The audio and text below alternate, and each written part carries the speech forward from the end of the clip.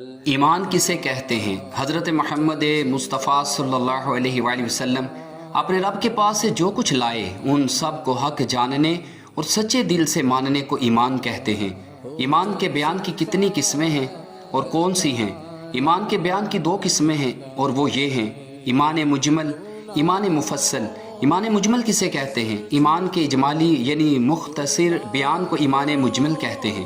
ایمان مجمل اور اس کا ترجمہ: آمنت باللہ، میں ایمان لایا اللہ پر، کما ہوا باسمائہ و صفاتہ، جیسا کہ وہ اپنے ناموں اور صفتوں کے ساتھ ہے، وقبلت جمیع احکامہ، اور میں نے اس کے تمام احکام قبول کیے، اقرار باللسان، زبان سے اقرار کرتے ہوئے، وتصدیق بالقلب، اور دل سے تصدیق کرتے ہوئے۔